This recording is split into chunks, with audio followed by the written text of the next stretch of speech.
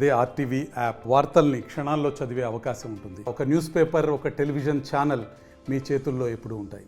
ప్రస్తుతం మనం కరీంనగర్ జిల్లా గంగాధర మండలం మధురానగర్లో అయితే ఉన్నాము. ఇక్కడైతే హృదయ విదారక ఘటన అయితే చోటు చేసుకుందని చెప్పొచ్చు.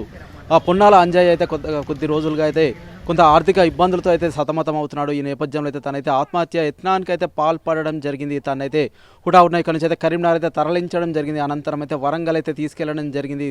తన కొడుకు ఎట్లా ఉంటాడో ఏందో అన్న ఆవేదనతో అయితే కన్న తల్లి అయితే మరణించడం జరిగింది. తల్లి మరణించిన 3 రోజులే కుమారుడు సైతం మరణించడంతో ప్రస్తుతం అయితే గ్రామంలో అయితే విషాద ఛాయలు అయితే అలుముకున్నాయి. ప్రస్తుతం అయితే మనతో పాడైతే అంజయ్య కుమారుడు ఉన్నారు. ఒకసారి వారితో అయితే మాట్లాడదాం.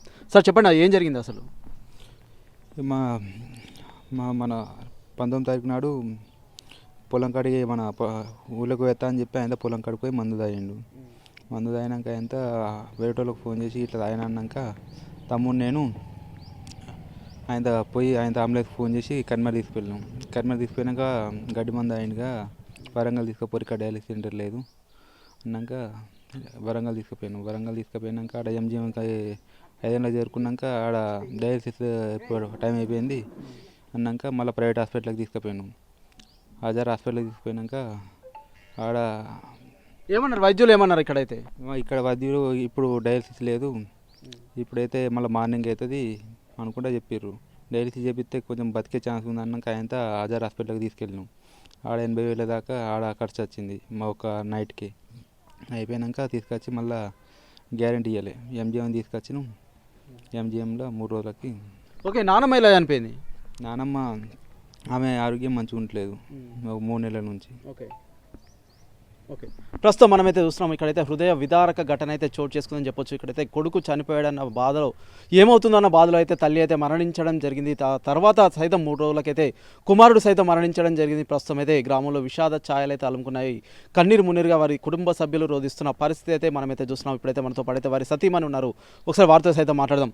అమ్మ, ఏం జరిగిందమ్మా? ఏమి లేదు, ఇంట్లో ఏంటి లేదు, టెన్షన్ లేదు, లొల్లి లేదు, ఏది లేదు.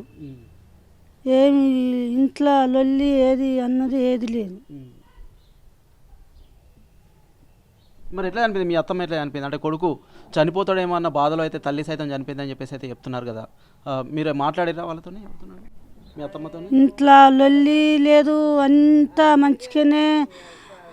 మంగళవారం నాడు అన్నం దుకాణం కాడ పెట్టిపోయినా కొడుకుతోని ఏం టెన్షన్ లేదు, ఏది లేదు, మంచిగానే ఉండే.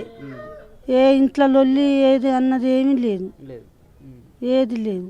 ఓకే. ప్రస్తుతం మనమైతే చూస్తున్నాం కొంత ఆర్థిక ఇబ్బందులతో అయితే ప్రస్తుతం అంజయ్ అయితే చనిపోవడం జరిగింది. ప్రస్తుతం దీనికి సంబంధించి అయితే మరికొంతమంది అయితే ఇక్కడ స్థానికులు అయితే ఇక్కడికైతే రావడం జరిగింది. ఒకసారి వారితో సైతం మాట్లాడే ప్రయత్నం చేద్దాం. సార్ చెప్పండి, అసలు ఏం జరిగింది? అసలు దీనికి సంబంధించి ఏమనుకుంటున్నారు మీరు? సార్, ఆయన ఏమంటే ఈరోజు ఇంతకుముందు ఆయన ఇస్త్రీ ల్యాండ్ షాప్ చేసుకుంటూ ఉంటుండే. కొన్ని రోజుల క్రితం అనుకోకుండా కొన్ని రోజుల కింద ఆయన ఒక ఇల్లు కట్టుకోవడానికి స్టార్ట్ చేసుకున్నాడు. కొత్త 3 సంవత్సరాల కింద ఇల్లు కట్టుకున్నాడు. ఆ ఇల్లుతో పాటు ఆయనకు కొద్దిగా ఆర్థిక ఇబ్బంది ఏర్పడింది. అంటే ఆర్థిక ఇబ్బంది అంటే ఆడనో ఇప్పుడు ఇల్లు కట్టడం అంటే ఈ రోజులలో మాసిగా కాదు, పైసలతో కూడుకున్నది, లక్షలతో కూడుకున్నది. ఆయన అప్పో చేసిండు, కట్టుకోవడానికి చేసిండు. ఆయనతోటి వెళ్ళలేదు స్తోమత. ఇప్పుడు 3 సంవత్సరాలు ఆ ఇల్లు ఇంకా కూడా పూర్తి కాలే. ఈ అప్పులు ఇప్పుడు ఇచ్చిన వాళ్ళు ఉంటారు కదా, వాళ్ళు అడగడం చేయడం ఇలాంటివి జరిగినాయి. ఆయనకు మనసు బాగా ఇబ్బంది అనిపించింది మనసులో. ఈ అప్పులు చేసుడేంది, ఈ కథ ఏంది, ఇవన్నీ బాధపడింది. నా పిల్లలు నేను సరిగా చూసుకోకపోతున్నా, వాళ్ళకి కావాల్సింది నేను చేయలేకపోతున్నా అన్నట్టు ఆలోచనతోటి ఆయనకు ఎవరు చెప్పకుండా ఆయన బాధలు ఆయన ఉండి ఆయన మనసులో ఉండుకుని పోయి డైరెక్ట్ ఒకటి పురుగుల మందు తీసుకొని తాగడం జరిగింది. ఆయన మరణించడం జరిగింది. ఆయన ఇప్పటికీ అప్పులు దాదాపు ఒక 10 లక్షల పైన ఉన్నది. ఆ 10 లక్షల అప్పు ఇప్పుడు తీరాలన్నా కూడా వాళ్ళతో కూడా కాదు, ఇప్పుడు వాళ్ళ ఉన్న పిల్లలతో కూడా ఆ అప్పు తీర్చడం కూడా కాదు. ఇప్పుడు ఏదో చిన్న కూలినాలి పని చేసుకుంటారు వాళ్ళ కొడుకు. పోతే ఇప్పుడు ఆయన హాస్పిటల్ ఉన్నాడని వాళ్ళ తల్లి తెలిసింది. వాళ్ళ తల్లికి ఇలా పురుగుల మందు అయినని హాస్పిటల్లో ఆమె అంజయ్ ఉన్నాడు.